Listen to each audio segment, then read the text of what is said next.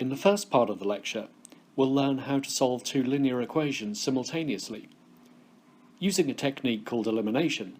As the equations are linear, they represent straight lines. So if we were to sketch a graph of these, let's say this is y equals m1x plus c1, and another line y equals m2x plus c2. When we solve these two equations together, that is when we solve them simultaneously, what we actually find when we get the answer is the intersection point of the two lines. Our solutions would be x equals a and y equals b. Of course, we could write that down as the coordinates a, b. The strategy that we'll use for solving these equations by elimination is, to begin with, we'll match the coefficients of x or y, ignoring the minus signs. So what that means is we'll make either the coefficient of x or the coefficient of y equal in both equations. After doing that, we can add or subtract the equations depending on the sign of the matched coefficients, and then we can find the value of either x or y. Once we've done that, we can then substitute into any one of the equations to find the value of the other variable. Then finally, it's a really good idea to check our answer by putting both the values back into the original equations. We'll solve these simultaneous equations and write down the coordinates of the intersection point of the two lines they represent. Before we do anything, we're going to label these equations. We'll call this equation 1 and this equation 2. The first step, we said, was to match the coefficients.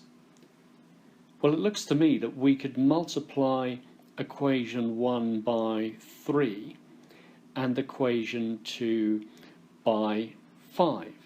Before we do that, though, we'll just rewrite 2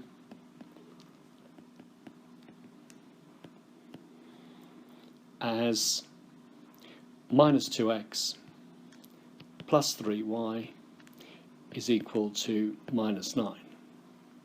Now we'll multiply equation 2 by 5,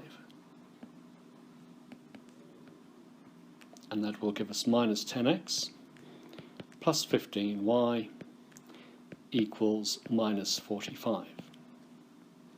We'll now multiply equation 1 by 3.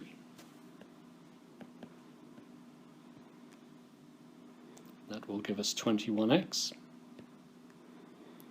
minus 15y equals 45. And let's give those a new label. Let's say that one's 3 and that one's 4. Now we'll add together equations 3 and 4. So 21x minus 10x is going to be 11x. 15y minus 15y is going to be 0, and 45 plus minus 45 is also going to equal 0. So we know that 11x is equal to 0, and obviously that implies that x equals 0. That being the case, we can say from equation 1, when x is 0, we'll have minus 5y equals 15. Therefore, y equals minus 3. So let's check those solutions in the original equations. 7 times 0 minus 5 times minus 3 is 15, so that checks out.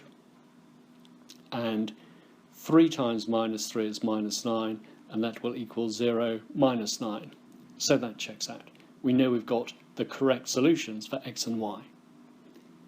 The final step then is just to write down the x and y values as the intersection point, which is going to be 0 minus 3.